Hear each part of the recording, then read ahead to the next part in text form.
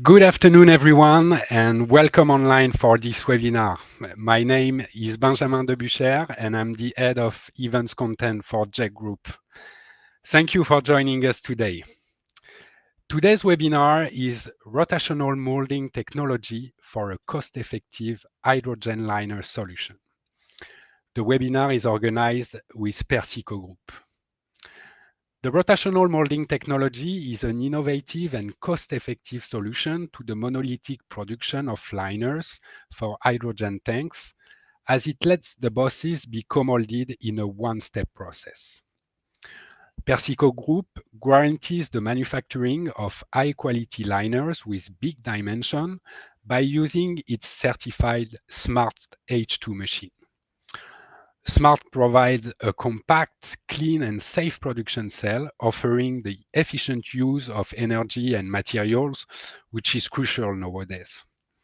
But it also guarantees high production rates, savings on product costs, and so rapid return on investment. Persico have recently developed and delivered several projects to produce liner for high-pressure hydrogen tanks and CNG cylinders.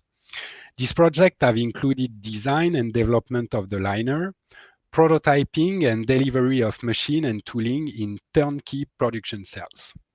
These cells provide state-of-the-art rotomolding production with high-quality repeatability and full traceability.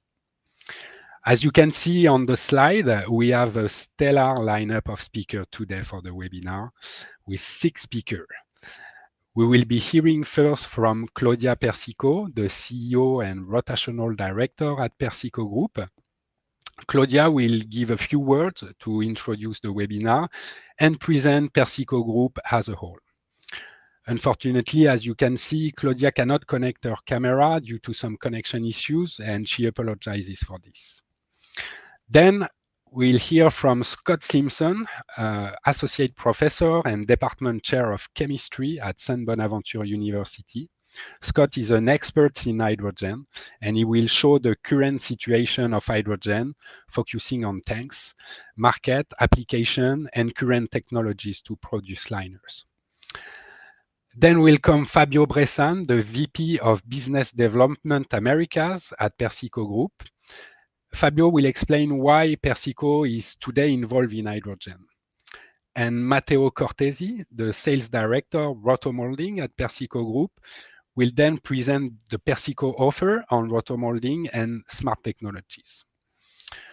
We'll then have a concrete business case, I would say, with Olivier Perrier, the General Manager of French company Régie, who will speak about his experience of using smart technology for the production of hydrogen liners.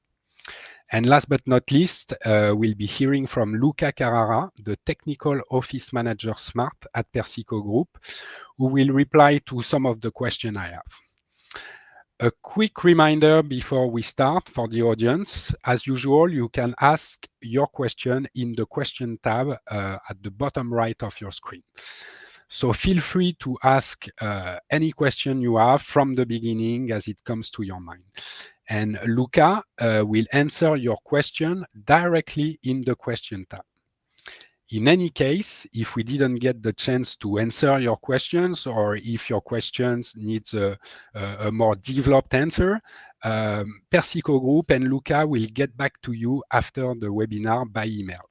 So again, don't be shy and ask all the questions you have around this technology. As usual, I recommend to be connected through cable wire rather than Wi-Fi if you want to really maximize the experience of the webinar. And in any case, the webinar is being recorded, so you will be able to view the entire program later on geccomposites.tv. So it's now time to discover how to produce hydrogen liners by using rotational molding technology. Claudia, welcome online. It's a real pleasure to have you with us today, and the stage is yours.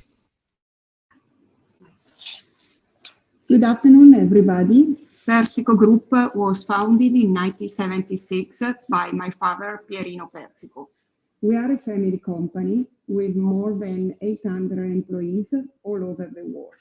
Our value and goals could be summarized in innovation, automation, and sustainability.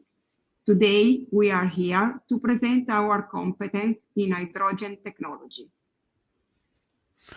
And Claudia, I have a quick question for you. Thanks for this introduction. Can you just let us know why Persico is today focusing on hydrogen technology? Yeah, sure. We believe that hydrogen is a necessary technology to empower a transformation for a more sustainable planet. Thank you very much. Thank you, Claudia, for this introduction. I think that it's now the turn for our hydrogen expert, Scott Simpson, to deliver a quick overview of the need for hydrogen. Hi there, everybody. My name is Dr. Scott Simpson. I'm an associate professor and department chair of chemistry here at St. Bonaventure University. And I'm going to talk to you today about hydrogen, the current state of hydrogen, and the need for pushing towards away from fossil fuels to hydrogen. So why should you trust me? First off, I have 29 peer-reviewed publications. I'm active in the research area of hydrogen storage. So I have multiple grants from the National Science Foundation in the United States. Recently, I won an NSF Career Award to explore potential avenues for hydrogen storage. I've also been funded by the American Chemical Society. And then another point to bring up is I'm an external reviewer for the Department of Energy. So I see a lot of new and amazing things that are happening and all sorts of different neat and technical aspects that some people might be not so interested in, but I am really interested in. So let's get into it. So why hydrogen? So I have this plot here. This is taken from the US Department of Energy. On the y-axis, what you'll see is volumetric density. The way you can think about this is the energy per unit volume. So the smaller that is, the more space you need to get energy out. And then on the x-axis is gravimetric density. What that is the higher this number is, the smaller amount of mass you need to generate that energy. So the points I want to point out here today are, if you look kind of at the top of this plot, you'll see diesel and gasoline. And if you look at the bottom right, you'll see hydrogen. So hydrogen's really being the main focus, not only because it's green and it doesn't produce carbon dioxide as an emission, but also because it has an extremely high energetic density and it is higher than that of conventional fuels. We'll talk about some of the downsides associated with it. And there is one downside associated with this plot, but we'll get to that in a little bit. All right, so what about the current market? What are some people doing currently with hydrogen? This is one of the coolest forms, I think, that's out there. In terms of hydrogen being utilized in a residential area, this is a picture of an apartment complex in Tokyo, Japan, and that little gray thing there is a hydrogen fuel cell. And what you do is you feed in hydrogen and you generate electricity. And this fuel cell is generating enough electricity for an entire residential apartment complex to run. All of their energy is produced this way.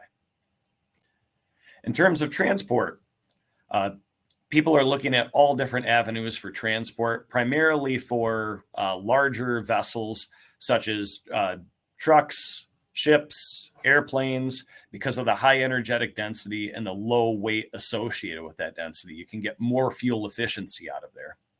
And then some other spots are just for conventional personal transportation. So that way we're producing less greenhouse gases. We're having more energy efficient situations. And in terms of getting that fuel, oops, sorry.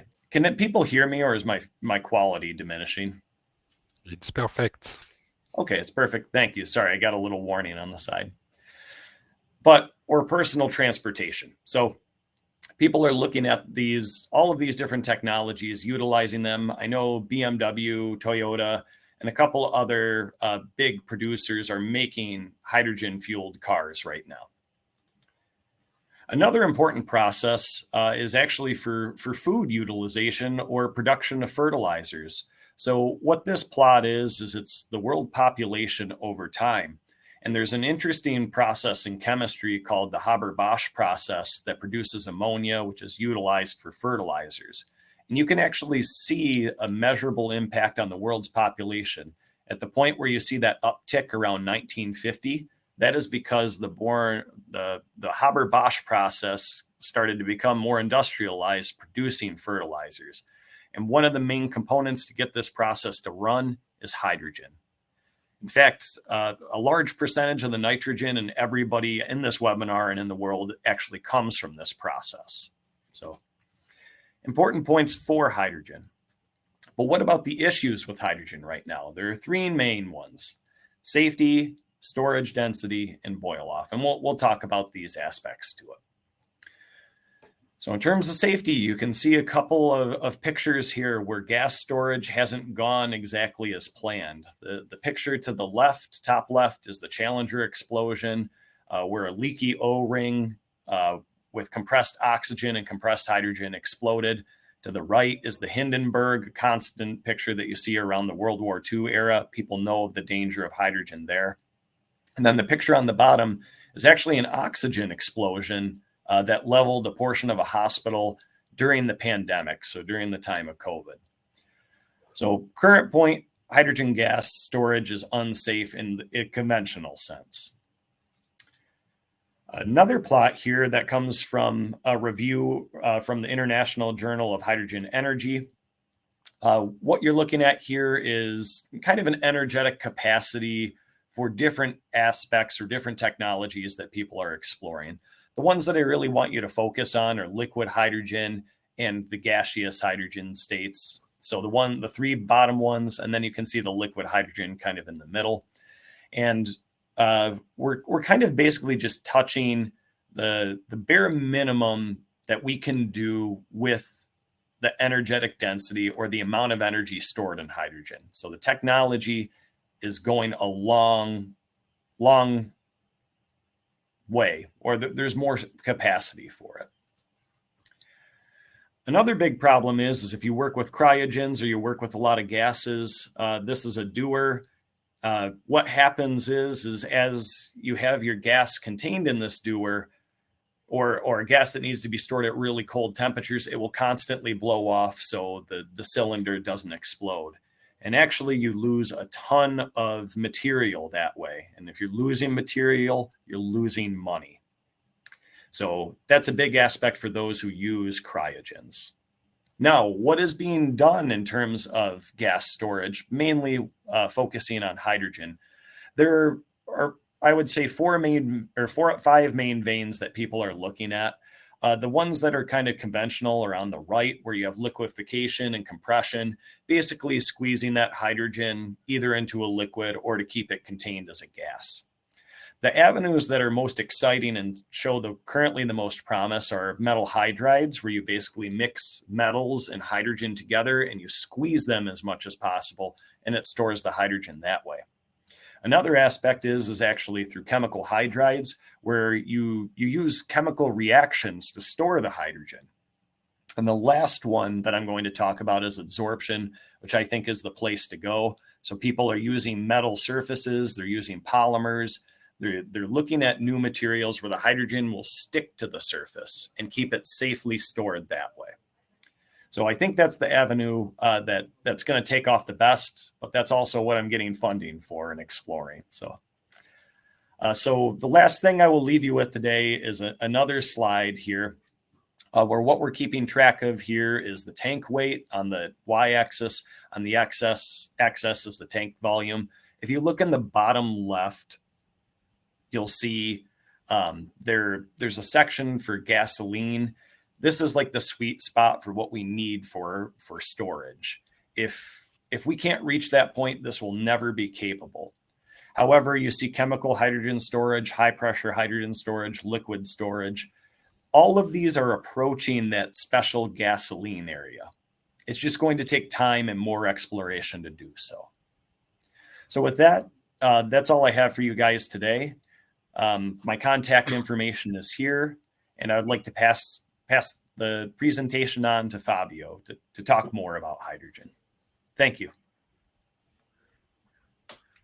Thank you, Benjamin. Thank you, Scott. And this is for a very great introduction about the benefits, but also the challenges of the hydrogen. So today I like to keep the conversation with a special focus on the hydrogen tank store. And I think I'll just move the next slide, right? And we go. So the like Claudia said, the hydrogen tank store is a necessary technology to empower transformation for more sustainable mobility. So we need a safe, reliable, light design, and compact tanks. So here are some of the challenges we currently face. Hydrogen, like we said, is light and particles are very small, and leaking is a problem that can be solved with a very low porosity and high density polymer. That's the first. Second, because hydrogen is light, we need high pressure to reduce the volume of the tanks. And the pressure is a performance, structural performance. The third is the integration between the metal insert and the cold boss and the polymer liner. That adhesion should be very resistant. Finally, our solutions support our customer with a flexible and in term of design. So the hydrogen, like we said, is an ultralight gas and very flammable. So 1 kilogram of hydrogen occupies around 11,000 liters under atmospheric pressure. So to store and transport hydrogen efficiently, this volume must be significantly reduced. So at 700 bar, 1 kilogram of hydrogen can be stored in 25 liters. So this visual representation on the left side show 440 tanks of 25 liters at 1 bar, while on the right side, only one tanks of 25 liters at 700 bar. To give you an idea, this 1 kilogram of hydrogen stored can let you drive approximately 1 kilometers. That is. And so, Fabio, how can we store hydrogen then? So it's a very interesting question because today during this presentation, to give you an idea, we stay focused on what we call the type 4 hydrogen pressure vessels. There are actually 5 different technology solutions, but we consider today this is the state of the art for the lightweight design. So the type 4 hydrogen pressure is composed by the polymer liner. Like you can see in this picture is the white internal tank. And this is actually the main focus for today. This is the gas tie resistant. Then we have the carbon shell. This is the main structural protection for external impacts, but also for guarantee the high pressure. Then we have the boss is the metal connection between the liner and the valve. And finally, outside the extremity, you can see the dome protection. This is a plastic shield that protect against external damage. So the next is the opportunity today to introduce what we call smart rotational molding technology. So we in Persico, we have what we think a rotational molding is one of the most remarkable technology for the manufacturing hollow bodies, not only for the hydrogen. And we consider our smart the most cost-effective process for co-manufacturing the boss with the high-density polymer liner. So let's take a look to the following video that help to summarize and understanding our technology. So Persico Smart Rotational Molding is one of the most, like I said, remarkable technology. It's a very small and compact chamber with a typical dimension 2800 by 1800 millimeter. It could be partially or full automated. Smart can save more than 30% of the energy in each cycle compared to a traditional rotor molding. There are 2 main structures involved. the smart machine itself, and the direct tool heating that can be replaceable with a different one. Cooling is integrated into the machine, and here represented to the blue fan. The molds are CNC milled out of aluminum blocks with electric heating system up to 48 independent heating zones. The manufacturing process is a combination of temperature and pressure, and for optimized polymer consolidation, we initially activate vacuum system that reduce porosity. And during the second step, we implement high pressure. In this video, you can observe a real rotational mold example, and you can notice the complexity of our technology. This is a result of years of experience in many projects. In Persico, we put our customer and partners at the center of everything we do, especially pushing boundaries of manufacturing technology of advanced composite material. This is our DNA. So thank you. And I let Matteo keep this conversation about the hydrogen.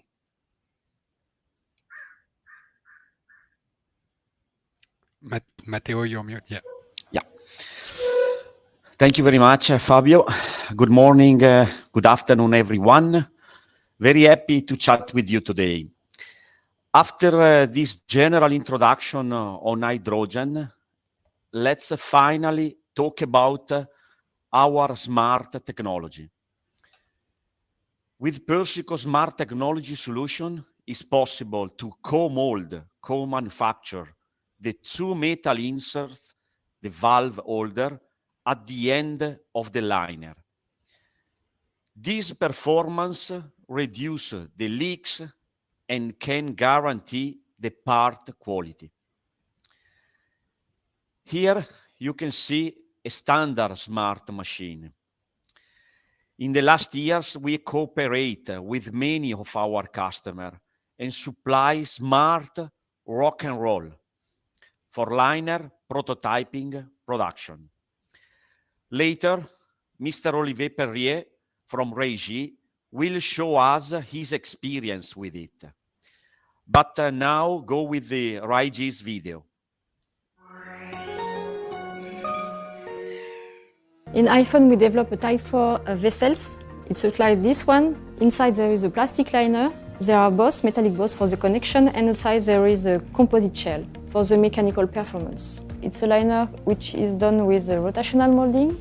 The advantage of this technology is that we put the insert, the boss, in the mold before manufacturing the parts. So in one step, we put the insert and we do the parts. The objective is to have the higher volumetric capacity and do the lighter vessels.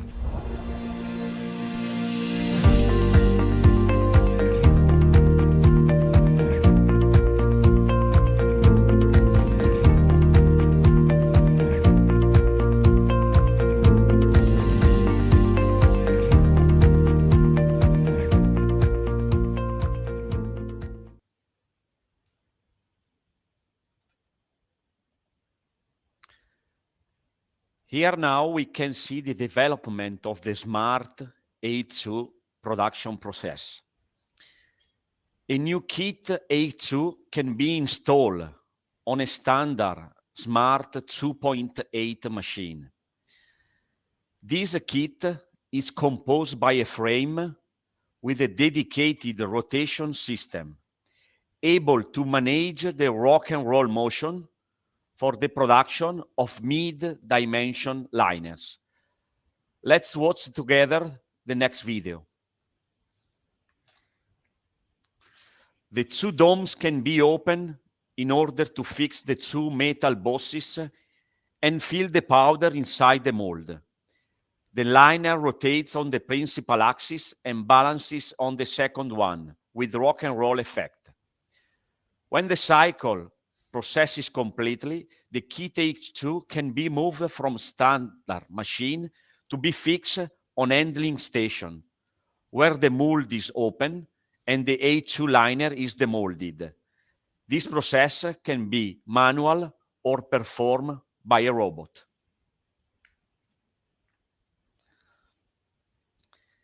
But our customers are asking us more and more again. This solution has been designed to integrate smart A2 machine in a fully automated process. Thanks to Persico huge experience, we can assist our customer in automation system development. Please go with the next video. The release agent is sprayed automatically inside the tool. Smart machine rotates and the filling hoppers charge the powder inside each single cavity mold, while the bosses are fixed onto the ends. The production cycle can start. When finished, the molds are open and the liners are demolded with a sliding unloading system.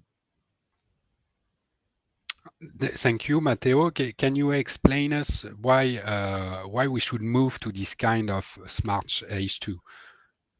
Okay, so because this new generation of machine can guarantee the very high productivity, because it's possible to equip the machine with several tools in the same time.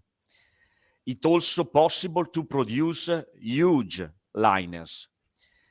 In combination with the fully automatic system, it's possible to minimize manpower, leaving at your working team to be focused on all the other activities. Thank you, Matteo. You are welcome. So I think it's now time to cover a concrete business case from one of Persico's customers with Olivier Perrier and the French company Régie. Olivier, the stage is yours. Yes, thank you very much. Hello, everybody. So just a few words about Régie.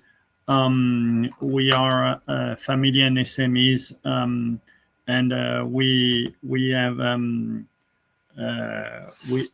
have some activities in different fields, thermoplastic and thermoset materials, including a chemical activity. And actually, we do some pressurized tank, LPG tank, and we've already produced more than 5 million of them.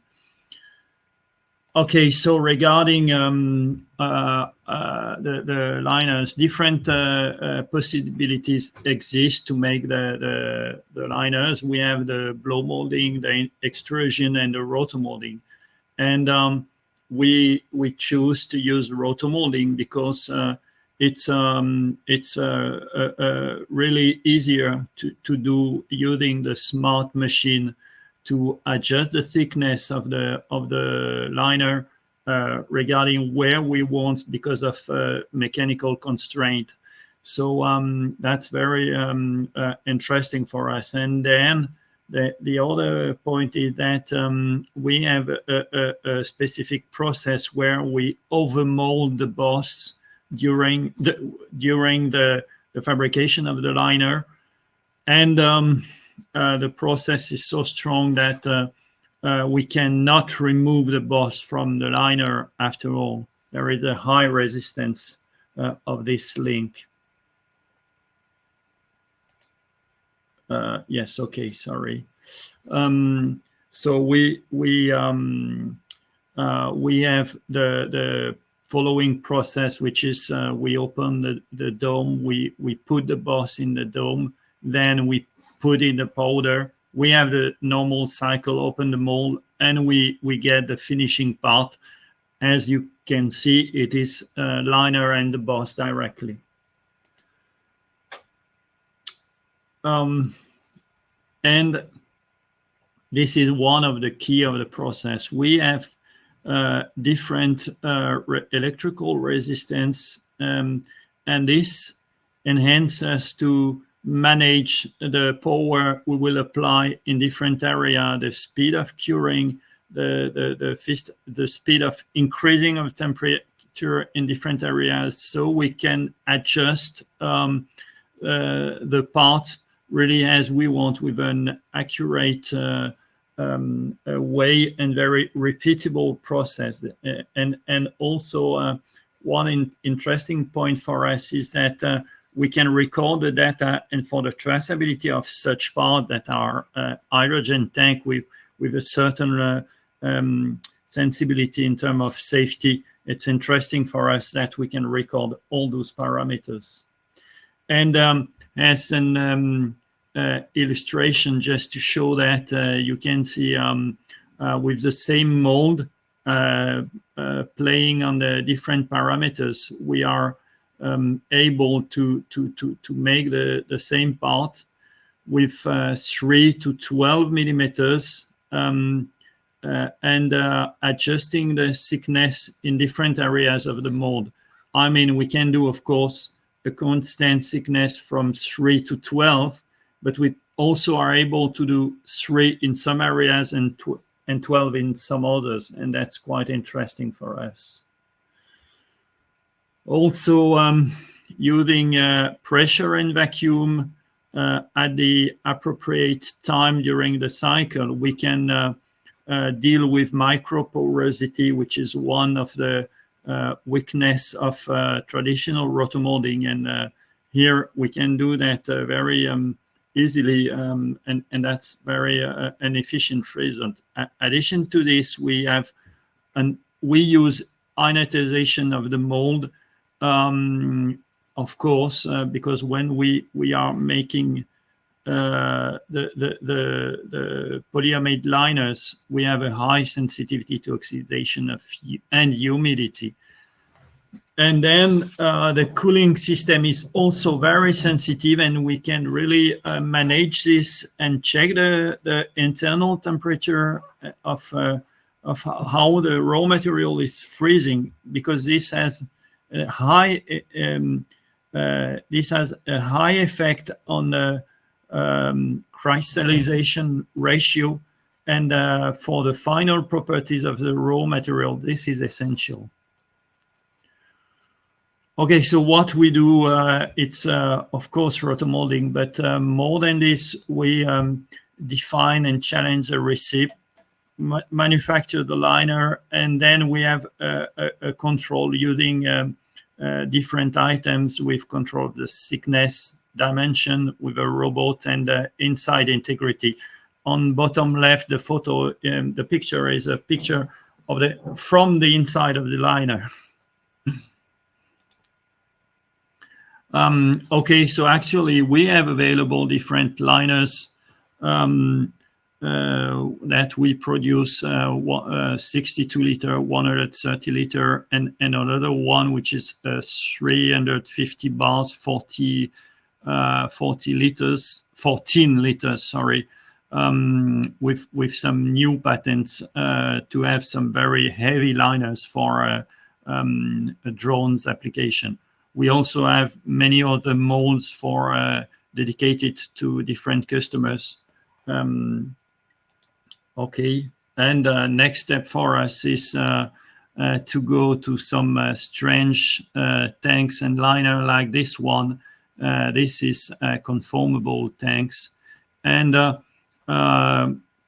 for those new conformable tanks, we work also with a Persico machine, and those really difficult parts with a very high design, you can do it only with a rotomolded process.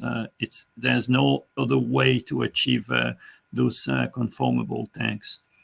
So, okay, thank you very much. It was a pleasure for me.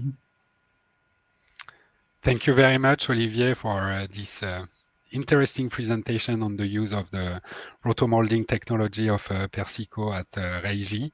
Thanks very much. I think it's now time to ask some of the question I have for Luca, while he's trying at the same time to answer all the questions that you are asking in the question tab, and thanks very much for all your great questions. Luca, my first question would be, why should we choose Persico for such technology? Okay, thanks for the question. As you've seen, Persico Rotomolding is a world leader in the production of rotational molding equipment. We can provide a complete range of services, from concept to design, engineering and manufacturing of prototypes, models, molds, and automation system for rotomolding. Persico Rotomoulding includes facilities for design and CAD, CAM, tooling, modeling, milling, and casting of molds. And innovation is what makes Persico a leader in our field. We have an R&D department that is well equipped to collaborate with major raw materials producers. We use both traditional and smart rotational machines, as well as a full range of laboratory testing equipment. And we test processes and materials taking advantage of smart process control and wide spectrum of data. So with Smart Machine, we can monitor and control every parameter of the molding process. We adjust the input parameters in order to optimize the plastic parts. We can also test a wide range of materials. Although the rotomolding market has huge potential, today the polyethylene alternatives are very limited. Some materials already on the market have not found yet their best use in rotomolding sector because they can cause problems during the traditional molding process due to the lack of process control. With the smart technology, most of these issues are solved.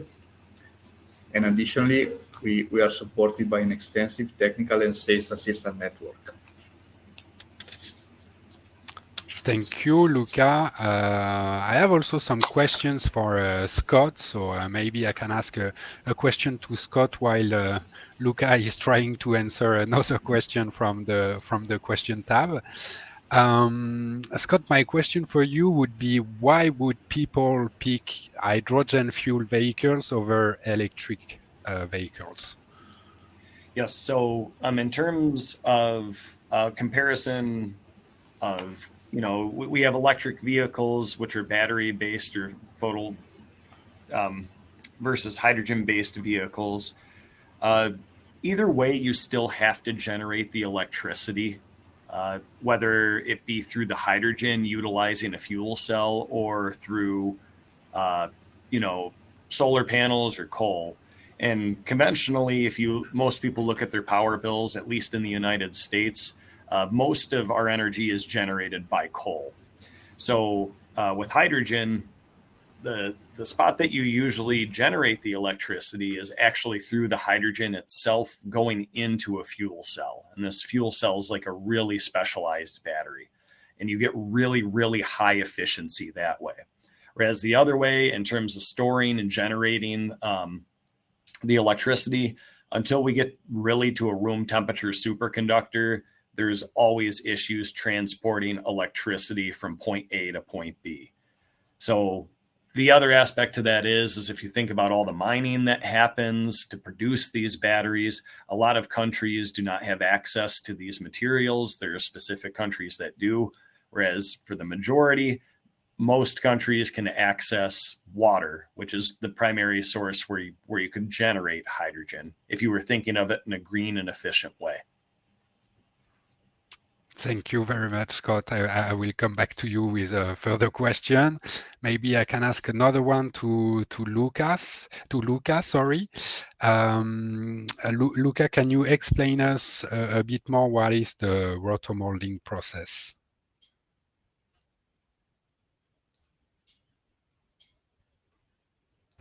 Yes, for sure. Rotational molding process is quite simple. You can look at this video. Hollow mold is filled with powdered plastic resin. Then the mold begins rotating biaxially and is transferred into an oven. The rotation speed is normally very slow, so the powder can be evenly dispersed and can stick to any point of the mold surface. After that, the mold continues to rotate as the resin melts and coats the wall of the mold. The rotation continues also during the cooling phase to prevent sedging and deformation on the plastic part. And after the cooling, the hollow part is ready. Okay, thanks very much. Let's have another question for Scott. Scott, why are certain countries like Japan or Germany, for example, are so focused on hydrogen today compared to other countries? So a lot of a lot of the European countries are feeling the pain from getting energy exports from Russia. If they were to utilize hydrogen, they would be more independent. They would be free of needing oil. And in terms of generating the hydrogen from a green source, you can use water to do so. So some countries are trying to do that to be more independent. Island nations such as Japan that don't have the oil resources, or it's difficult to transport it across the sea, are looking at that for the exact same reason, to be independent, to generate their own energy in their own countries and not rely on others to do so. And in addition, countries are really starting to focus on this because the amount of carbon that's being emitted out into the environment is getting higher and higher. You know that there are issues with climate change associated with that. So by utilizing hydrogen, it's a clean energy source that won't generate those greenhouse gases. So those are the two main focuses, I would say: energy independence and just in environmental well-being. Thank you, Scott. Let's get back to Luca about rotomolding. Luca, why should rotomolding be chosen instead of other technologies? Okay, there are many advantages of smart rotomolding versus other technologies like injection molding or blow molding or extrusion blow molding. First of all, we can say there is no welding line like it happens in injection molding, and no pinch lines like in blow molding in the liner. So you have a monolithic part. The second one is that bosses can be easily co-molded in the liner with both mechanical and chemical bonding. Liners can be obtained with a single-step production process, so there's no need for after-molding operations like gluing bosses or welding. You can produce small batches for liner.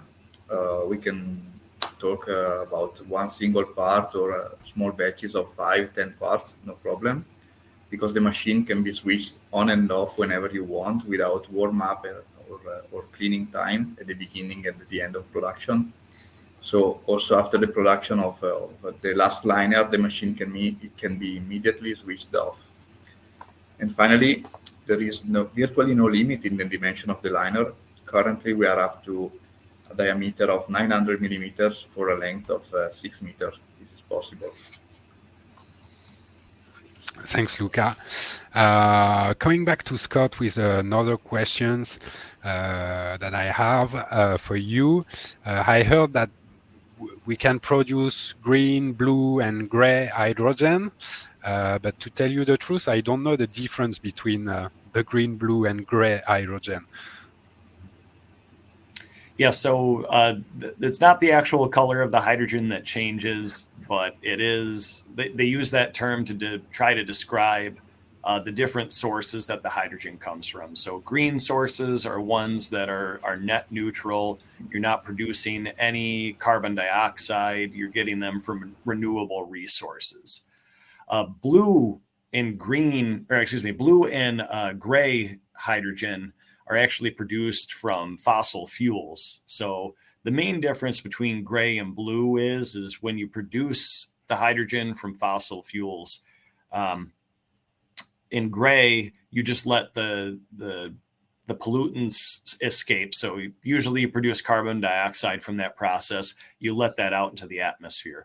For blue hydrogen, you trap that carbon dioxide and you sequester it to be utilized in another fashion. So a lot of times they utilize it to make dry ice and other aspects. But in the case of gray and blue, those come from non-renewable resources. And there are certain countries that are focusing on that. I don't know if that's the best approach to go with, but right now it's the easiest way to produce hydrogen. Thanks, Scott. Let's get back again to Luca. Luca, can you explain to the audience why your mold is so innovative finally? Yes, okay. To answer this question, we should go into details about Persico Smart technology and see some of the key features. As we've seen, Smart is a very compact rotational molding chamber with a typical footprint of 4 meters by 4 meters with an height of 2.2 meters, so the equivalent of 13 feet by 13 feet and 7.2 feet high. Then another advantage is that no oven is needed for the mold heating, which is done directly by electrical heaters mechanically embedded on the mold surface. The cooling is done by built-in fans mounted on the machine main rotation axis. So with this feature, Persico optimizes the process, increasing productivity thanks to shorter cycle times compared to traditional systems. Of course, Persico rotational molds are CNC milled out of aluminum blocks, so they are very light molds with high geometric accuracy. And the electrical heating system can manage up to 48 independent heating zones. And thanks to the management of these different heating zones, we can guarantee uniformity of the thickness, one of the main specifications required for liners normally. This leads to a reduction in the material needed for molding. Smart can also process a wide range of raw materials like HDPE, PA6, P11, P12, and many others. Thank you, Luca. Scott, I realized that we received a question at the beginning during your presentation from Harald Simon, who is asking you, what about the energy density at lower pressure where hydrogen is used finally? Yeah, so I guess it depends on where you're talking about its usage. In hydrogen fuel cells and in a lot of different engines, you actually are higher than ambient temperature and pressure. So you're higher than that 1 atmosphere. However, hydrogen at 1 atmosphere takes up a lot of space as it's a gas, and it doesn't really have a good energetic density. It really comes about when you compress it. So, but again, it depends on the application. In the case of fuel cells where you're generating electricity, it really depends on the device itself in terms of how the hydrogen gets introduced. But what I can tell you is with fuel cells, it is incredibly efficient. In fact, it's more efficient than burning it for some combustion purposes. But there are people who look at combustion engines for hydrogen primarily because they're used to that technology. They don't have to reinvent the wheel in some cases. But even in those combustion engines, you're compressing the hydrogen to get it to a higher density. I hope that answers your question. Harald, if it's not the case, write us in the chat, or please explain a bit more your question, and we'll answer it. I have 2 last questions that I'd like to ask to Luca. Okay. We mentioned a bit the savings that Smart guarantees. Can you elaborate a bit more on those savings? Yes, for sure. First important point is the energy, especially in the very last years. So with the Smart direct to heating technology, we can guarantee considerable energy savings over traditional process. This because the energy is supplied only to the aluminum cavity. All the other elements of the molds are cold, so no energy is wasted to heat them up.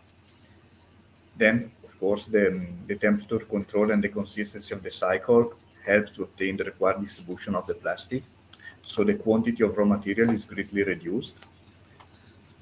And Smart allows shorter and repeatable cycles, and this grade of control can greatly reduce the scrap parts. All these advantages provide significant cost savings.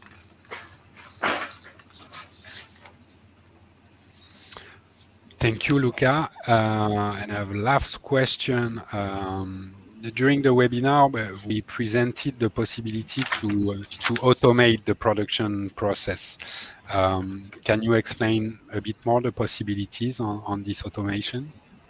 Yes, okay. Our Smart machine can be configured to operate in a semi-automatic mode with manual intervention for part removal and reloading, for example. This may be suitable for certain products and certain production environments. But the smart machine can also be integrated with robots and other automated equipment to operate in a fully automatic mode with no human intervention at all. So your choice will be influenced by product design, additional molded in parts, for example, for your particular production environment. And finally, Smart can operate as an independent machine, as we've seen, or also as a part of an integrated part of a production cell with multiple machines. Thank you very much, Luca. Very interesting technology. This is great. We've now come to the end of this webinar. I want to thank everyone for joining us, and thanks also for your question. Again, if we didn't get the chance to answer your question, Persico will get back to you by email with a proper answer. And you have also Persico contact details on screen. So if you want to reach out to them directly, please feel free to do so. I really hope that you enjoyed the time with us today and that you have discovered a great technology. I want to thank also Persico Group and all people involved in the webinar today. Thank you very much for your participation. As mentioned, the webinar was recorded and the link will be sent to you right now, just when we end the webinar, together with a link to download the presentation. And in a couple of days, the video will be also available on the JEC Group Web TV at gccomposites.tv, where you can access to all previous webinars, exclusive video contents, and also conferences that we organize during JEC Group events. Talking about JEC Group events, I would like to mention about JEC Forum DACH on November 29th and 30th that will take place in Augsburg in Germany. The event is organized in partnership with the AVK and gathers the composite community from Germany, Switzerland, and Austria mainly, but also other countries from Europe, and the event is focused on business meetings, conferences, and innovation. And I know that Persico is exhibiting over there, so join us, and we hope to welcome you in Augsburg. If you want to find more information, you just need to go on the JEC Forum DACH website at jec-dach.events. Thanks again all very much for your participation today, and I hope to see you again very soon. Thank you. Bye-bye.